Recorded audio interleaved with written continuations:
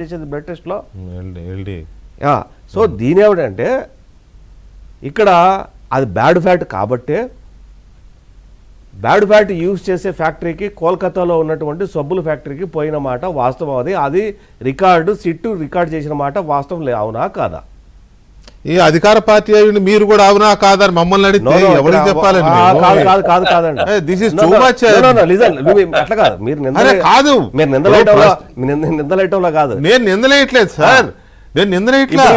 ఎవరిని అవతల ప్రత్యర్థులు ఆనాడు ఇంత మహాపాతకం చేసిన వాళ్ళు ఏమంటున్నారు, హెట్ మా క్లీన్ చిట్ వచ్చేసింది అన్నట్టుగా వాళ్ళు గంతులు వేస్తున్నారు. సార్ ఒక్క నిమిషం, మీరేమంటారు, నో క్లీన్ చిట్ కాదు, అందులో నెయ్యి లేదని చెప్పి దాంట్లో ఉంది. అందులో పెద్దలు ఎందుకు లేరు? ఆనాటి పెద్దలు. డైరెక్ట్ పాయింట్ రండి. నేను చెప్తాను, ఆ పాయింట్ రావాలంటే కనీసం ఇంట్రో జరగాలి. ఇప్పుడు అందుకోసం మొట్టమొదటిగా చెప్పి మీరు ఇంట్రో చెప్పి ముఖ్యమంత్రి గారు ముఖ్యమైన మాట ఎందుకు చెప్పాను అంటే చెప్పాను. రెండవది గుడ్ ఫ్యాట్ బ్యాడ్ ఫ్యాట్ గురించి ఎందుకు చెప్పాను అంటే అది కోల్కతాకు పోయింది అంటే బ్యాడ్ ఫ్యాట్కి పోతుంది కాబట్టి కోల్కతా సబ్బుల ఫ్యాక్టరీకి పోయింది. దాని వే బిల్ అంతా కూడా సిబిఐ సిట్కి ఇచ్చారు. రెండోది ఏంటంటే మీరు అన్నట్టు ఇది ఆంధ్రప్రదేశ్ ప్రభుత్వము లేదా కేంద్ర ప్రభుత్వం వేసినటువంటి సిట్టు కాదు కాబట్టి మేము ఆరోపణ చేయడానికి మాకు అధికారం ఉంది. ఇది సిబిఐ ఏర్పాటు చేసినటువంటి సిట్టు. సుప్రీంకోర్టును క్వశ్చన్ చేస్తున్నట్టు మా స్టేట్ గవర్నమెంట్ మేము ఇప్పుడు కౌంటర్ ఫైల్ చేస్తాం దాంట్లో state government we have a concern. మా ముఖ్యమంత్రి ఆరోపణ చేసిన దాని మీద సిట్టు తేల్చకపోతే అది ఎవరు వేసిన సిట్? అది సుప్రీంకోర్టు వేసిన సిట్టు. స్టేట్ గవర్నమెంట్కి ఏంటి సంబంధం? కాబట్టి స్టేట్ గవర్నమెంట్గా మేము అడుగుతున్నాం సుప్రీంకోర్టును, ఇది తెలాలి.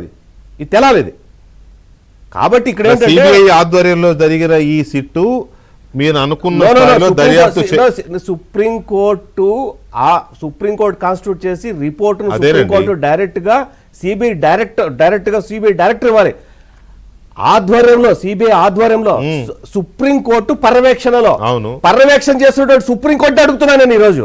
మరి వీటికి సమాధానం రావాలి. వీళ్ళు file counter in supreme court. So నేనేమంటానంటే కాబట్టి మీరు అధికార పార్టీలో ఉన్నారు కదా, పార్టీకి సంబంధం లేదు ఈ విషయంలో, సుప్రీం కోర్టుకు సంబంధం ఈ విషయంలో. వీళ్ళు ask the questions to supreme court. అవసరమైతే మా లాంటి అందరూ ఇంప్లీన్ అవుతాం ఈ కేసులో, అది వేరే విషయం. నేనేమంటానంటే ఈ కేసులో ఏం జరిగింది అన్న విషయం మీరు అన్నారు చూసినా బోర్డు అనేది ఆ రోజు సంతకాలు పెట్టే రోజు ముగ్గురికే తెలిసి ఈ విషయం. ముగ్గురికే.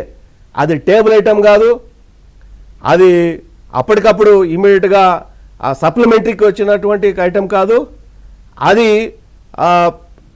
ముందుగా ప్రిపేర్ చేసినటువంటి కాదు. ఈ మూడు కాకుండా ఆల్ ఆఫ్ సడన్ ఇవేమి కాకుండా టేబుల్ మీకు వచ్చి అందరి దగ్గర సంతకాలు పెట్టండి పెట్టించుకున్నారు. చాలా మందికి ఆ బోర్డులో ఉన్న చాలా మందికి ఇది కూడా ప్రూవ్ అయింది సీట్లో. ఇది కూడా అదేనండి, అది చిన్న పిల్లోడికి తెలుస్తుంది కదా, పాలసీలు మార్చే రైట్ పిఏకు ఉంటుందా? మీరు అడిగారు కదా, గఫూర్ గారు అడిగారు, మీరు అడిగిన ప్రశ్నకు సమాధానం చెప్పారు. ఆ రోజు ముగ్గురికి తప్ప ఈ ఐటమ్ గురించి చివరి 10 సెకండ్లలో తీసుకురావటం, సంతకాలు పెట్టించడం, అది ఏమీ చదివే టైం కూడా ఎవరికి ఇవ్వలేదు. టైం ఇవ్వలేదు అని అంటే బోర్డు సభ్యులు గట్టిగా లేకుండా ఎందుకున్నారు? ఇక్కడ దర్యాప్తులో ఎవరు గైడ్ చేశారు, ఎవరి దాన్ని ఏమంటారు, ఎవరి దీవెనలు ఉన్నాయి, అవి మాకు అనవసరం అండి. పాలసీలు మార్చారు, టెండర్ నిబంధనల్ని సడలించారు. ఆ సడలింపు నిర్ణయాలు ఒక పిఏ స్థాయిలో జరగవు. పై స్థాయిలో ఉన్నత స్థాయిలో బోర్డు పెద్దలు అధికారులు మాత్రమే తీసుకునే నిర్ణయాలు అవి. వాళ్ళెవరూ ఎందుకు లేరు అనేది ఒక ప్రశ్న ఒకటి. రెండవది